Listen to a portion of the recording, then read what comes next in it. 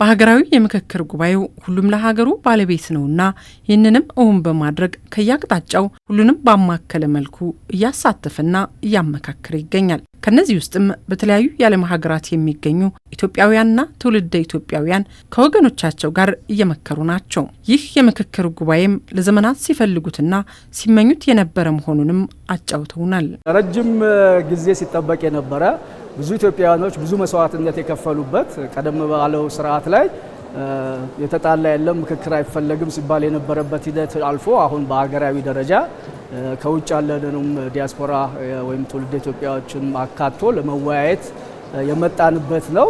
በዚህ ግሩፕ ላይ ጥሩ መግባባት፣ ጥሩ መነጋገር፣ ጥሩ መስማማት ያለበት እንደው ከስሜታዊነት በወጣና ለቀጣይ ትውልድ በሀገሪቷን ወዴት እንወስዳታለን የሚለው ሀሳብ ላይ በደንብ እየተነጋገርንበት ያለው ስንጠብቀው የነበረ የምክክር ዳያሎግ ነው።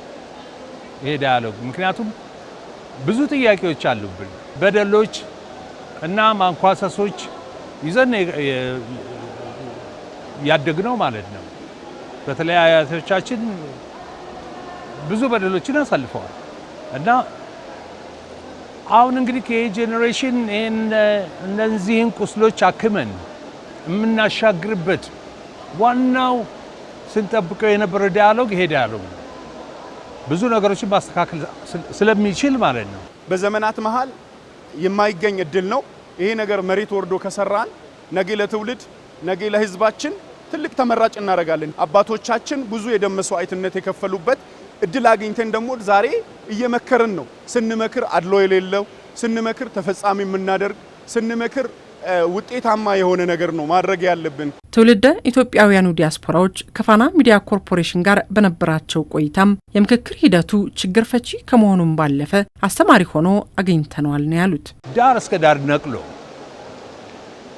ገባሽ from all walks of life from all parts of Ethiopia ያንን ሞቢላይዝ አድርጎ እዚህ ቦታ እኛን ማስገኘቱ ራሱ ለኔ ሰክሰስ ነው።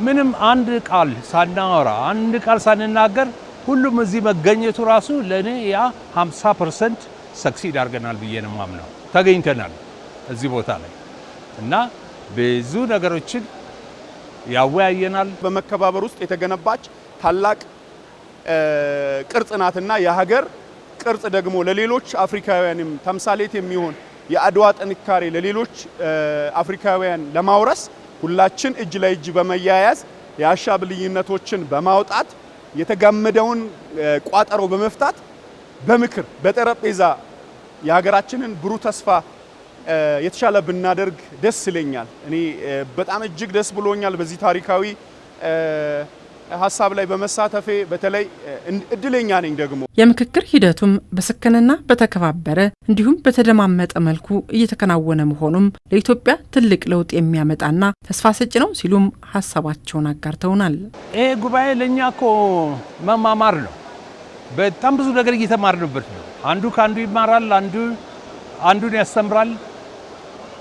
ብዙ ተደብቀው የነበሩ ነገሮች ናቸው እየወጡ ያሉት። ስለዚህ እዚህ የምንማራቸውን ነገሮች ወደ ህብረተሰቦቻችን ሄደን ስንመለስ እዛ ሄደን እነኝን ነገሮች ብናስተምር አዌርነስ ብንፈጥር ብዙ ያሻግረናል፣ ያሳርቀናል ብዬ በደንብ አምናለሁ።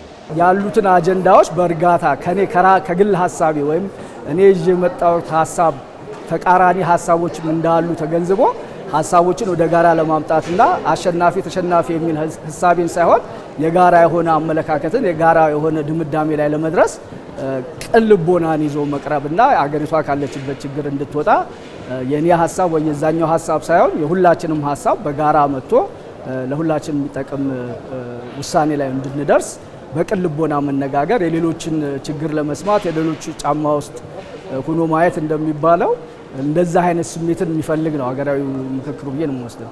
ምሁራኖቹ ያነሷቸው ከሎ አንጻር የህግ የበላይነትን ኢኳል ጀስቲስን በደንብ በሚገባ ትንታኔ ሲሰጡ ነበረ። እነኚህ ነገሮች ወደ መሬት ወርዶ ከተሰሩና ሀገራችን ለዜጎች ሁሉ እኩል ሀገር ሆና ለብዙዎቻችን ለኑሮ ለብዙ ነገር ተመራጭ ሀገር እንደምትሆን ምንም ጥርጥር የለኝም። እጅግ በጣም ደግሞ ተስፋ አደርጋለሁ።